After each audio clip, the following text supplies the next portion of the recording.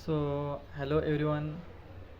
Today in this video I am going to discuss about the clinical trial design. Okay, means how clinical trial is designed. So before this starting the clinical trial, so required to make a particular design, and we require on for the conduction of clinical trial we require to follow that particular design. Okay, so in the clinical trial design, first point is gender information. So gender information, it is the first part of the clinical trial design, which is also known as the clinical trial protocol.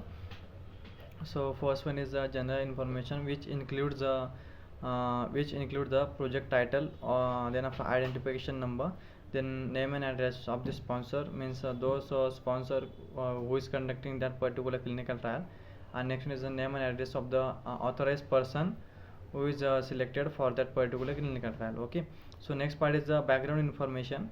So background information means all those data which you have before starting the clinical trial. About the clinical data you have background information, which includes the historical data, review article, research article, or literature survey, etc. And next one is the study protocol. Study protocol includes the clinical trial draft protocol.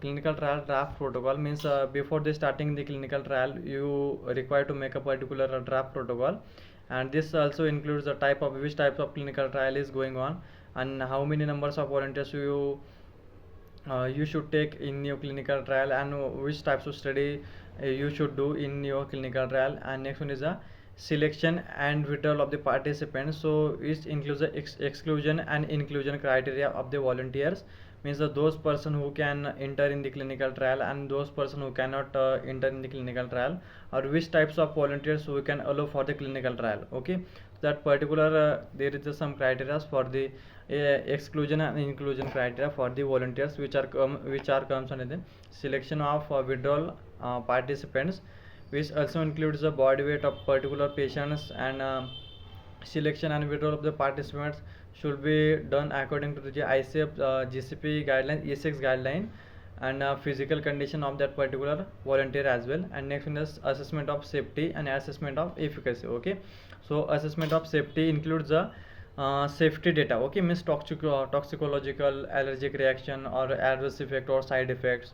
So means all safety study comes under the assessment of safety. And assessment of efficacy means how much percent drug is efficacious to the particular patients, or means a human subject. Okay, so which includes the AUC, area under curve, so Cmax, Tmax, bioanalytical methods, or ADME process, absorption, distribution, metabolism, and excretion. This all the pharmacokinetic data as well.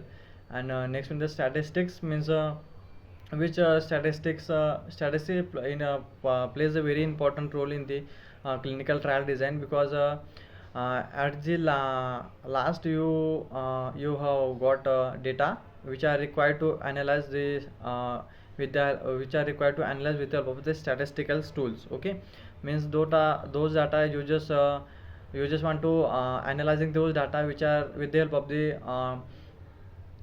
statistical tools. Okay, so basically ANOVA test, chi-square test, pi-square test, and regression models, these are comes under the statistics. Okay, and the level of the significance also comes under the statistics. And last one is the supplementary studies. Supplementary studies means you have the both doses which have the same strength, same API, but different pharmacological action in the both patients groups. And last one is same therapeutic indication. They both drugs have the same therapeutic indication as well. So this also comes under supplementary study. So this is all about the clinical trial design. So likewise clinical trial design is made, and we should require to follow this clinical trial for the good clinical trial. Okay, to make a good clinical trial, and we should follow the all guidelines which are related to the clinical trials, which are given in the ICH GCP guideline, in the E6 guideline. So thanks all of you. I think you have got the brief idea regarding the clinical trial design. So thanks all of you. So guys, this is all about the clinical trial protocol, and these all things are required to follow are required to see which are comes under the clinical trial protocol. And one more thing guys, which are imminently which are comes under the clinical trial, which are also required to include in the clinical trial protocol. So this is draft basic draft of the clinical trial, or basic design of the clinical trial, and which are required to follow during the clinical trial study. And whenever you just going to conduct any kind of investigational new drug clinical trial, so that time you need to follow that protocol, which are prepared with according to the ICH guidelines, as per the GCP guideline, E6 guideline, efficacy 6 guidelines of the efficacy of the ICH guidelines. So whatever guidelines which are mentioned in the ICH E6 guideline, which are required to follow, and as per that guideline we prepare one protocol for the clinical trial study. So this also comes under that particular protocol.